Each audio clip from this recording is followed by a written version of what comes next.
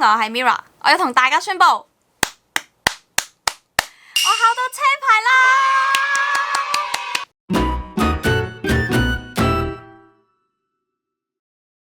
冇錯，呢一張呢就係我韓國嘅車牌啦。咁其實呢，我係從來冇諗過要考車牌嘅，因為我覺得首先我喺香港冇車啦，亦都習慣咗搭車啦。成日聽朋友講話喺香港揾車位係一件好難嘅事。重點係呢，我一路都覺得自己嘅專注力呢唔係話非常之好，而且反應呢係要好快嘅。咁我自問呢兩方面我唔係話特別優勝，所以呢一路都冇諗住考車牌。直至有一日同朋友傾偈啦，佢就忽然間係話：如果某一日可能世界末日或者係地球被外星人入侵嘅時候，隔離有一架車，而你上一架車揸車走咧就可以逃生嘅話，但係我因為唔識揸車而要死喺嗰個地方，我覺得非常之委屈。咁所以因為呢一個咁白痴嘅原因呢，我就決定去考車牌啦。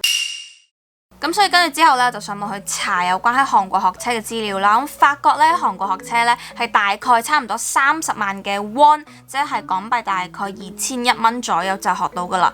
我後來睇翻香港學車咧，好似都要超過1萬蚊港幣以上。仲有聽我朋友講過，佢排期等考試，佢等咗超過半年先至輪到佢考，我覺得實在太誇張啦。咁韓國學車咧大概就係30萬 won 啦。咁雖然唔同嘅學院有唔同嘅收費啦，咁但係應該都唔會差得太遠嘅啫。學完車之後要考試，咁筆試、路試同埋有啲手續費加埋嚟，其實只係5萬 won 韓幣，大概係350蚊港幣左右。咁所以我喺韓國學車嘅其中一個原因呢，就係因為價錢。咁第二個原因就係因為韓國係最方便我咧，因為我係最常喺韓國嘅。咁第三個原因就係因為我學完車之後呢，應該都好少機會喺香港揸車噶啦。咁如果我真係要喺其他國家揸車嘅話呢，咁我申請國際車牌就得啦。首先就係身體嘅狀況要良好啦，因為佢考筆試之前呢，佢會有一個好簡單嘅身體檢查，就係檢查你視力啊，或者係辨認顏色，咁呢個係最基本要求啦。咁如果你考私家車嘅話呢，基本上你年滿咗18歲呢就可以考噶啦。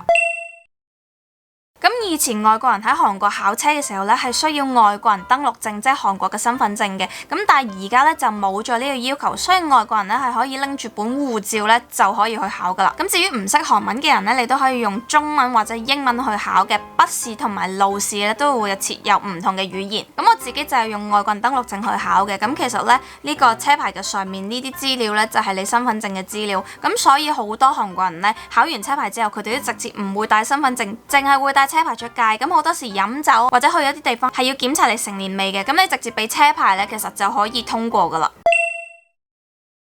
其實就可以將車牌裏面嘅資料咧換成護照嘅，咁呢個韓國車牌咧就可以咁樣一路 keep 住噶啦。咁韓國學車咧係有好多個唔同嘅方法啦，或者有唔同嘅學院啦。咁以下落嚟咧，淨係同大家分享我自己試過嘅方法啫。咁如果大家都喺韓國考過車牌嘅話咧，歡迎大家喺下面留言區同大家分享下。咁咧，因為我就問咗我身邊好多個韓國朋友啦，佢哋都係去一啲室內練習場去學嘅。咁何謂室內練習場呢？其實就好似機鋪裏面嗰啲賽車 game，咁咧係一個位啦，咁其實就喺嗰個位上面度學嘅啫。嗰啲其實就係模擬揸車嘅機器。咁我就今年嘅3月去學車嘅。一開始其實我都會對呢啲室內嘅練習場係幾冇信心嘅，因為始終唔係真車啦，由頭到尾都淨係會用嗰個機器嚟練習嘅啫。到底係咪真係會學得識呢？我係非常之有保留嘅。但因為我身邊所有嘅韓國朋友呢，佢哋都話喺韓國考車牌一件非常之容易嘅事，所以我就都信咗佢哋咯。咁我去嘅嗰間呢，就係新村8號出口附近嘅一間室內練習場啦。咁上到去之後呢，會有導師喺度啦，咁又識講韓文嘅，又識講中文嘅。咁但係我覺得如果第日我要喺韓國揸車嘅話呢，用韓文學會係最好同埋會最習慣嘅，咁所以我就揀咗韓文啦。30萬 won 係無限鐘數可以俾你一路練習，直至到你成功考到車牌為止。不過呢，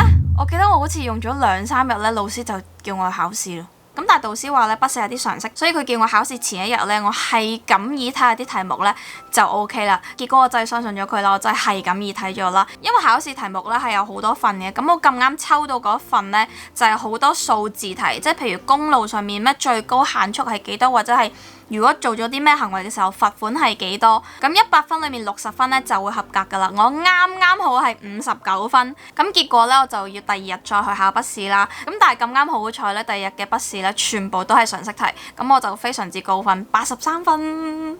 咁考完筆試之後咧，就可以即刻報名考場內試嘅。咁場內試我記得佢好似一定要揀第2日，咁所以我就揀咗第2日啦。然之後我非常地好彩，我係一剔過嘅。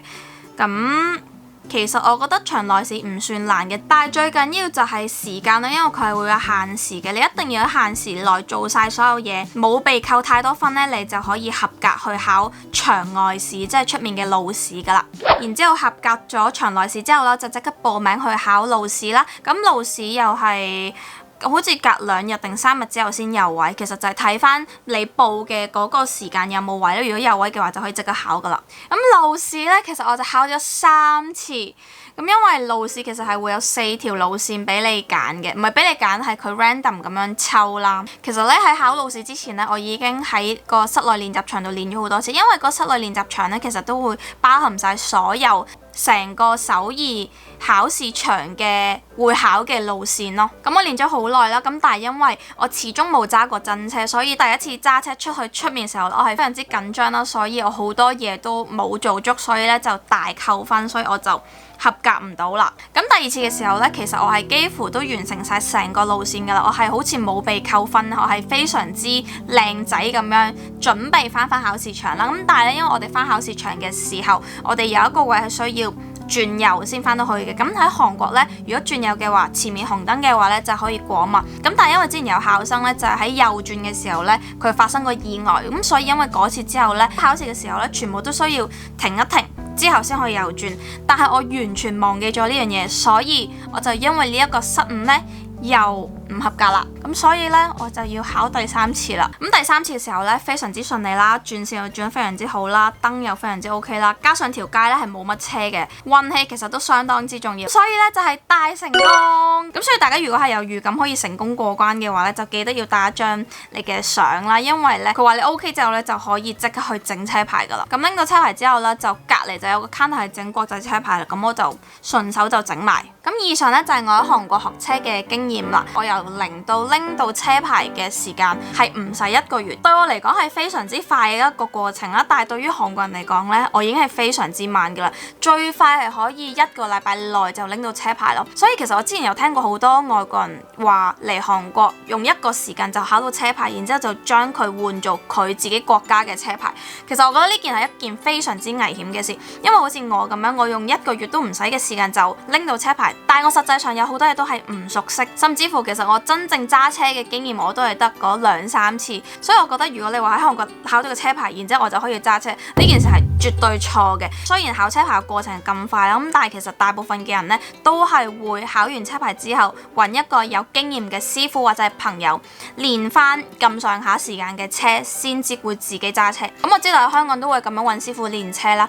我係考完車牌之後，事隔3個月呢，我就終於揸咗第一次車啦。咁咧我揾咗一個非常之有經驗嘅朋友嚟喺旁邊指導我嘅，咁所以呢係非常之安全。喺下一條片呢，就會俾大家睇下我第一次揸車嘅經驗。我覺得我自己揸得幾好噶，咁好啦，希望大家可以期待下條片啦。咁如果你要中意我呢個分享嘅話呢，幫我撳個 like 支持我啦，同埋記得 follow 我 IG 或者係 Facebook 嘅話呢，就可以知道我更加多嘅動向噶啦。咁我會準時10點，但係唔定期出片嘅，所以大家記得訂閱同埋撳埋隔離個鐘仔呢，就唔怕錯過最新嘅 video 噶啦。咁我哋喺下條揸車片度再見啦，多謝收睇，拜拜。출구 앞으로 가봐. 출구 앞으로 가. 그다음에 속력 좀 내봐. 아무것도 없잖아. 쭉 가봐. 근데 그거 차선 그거 유치하는 거 응, 잘하고 있어. 너무 어려워. 잘하고 있어.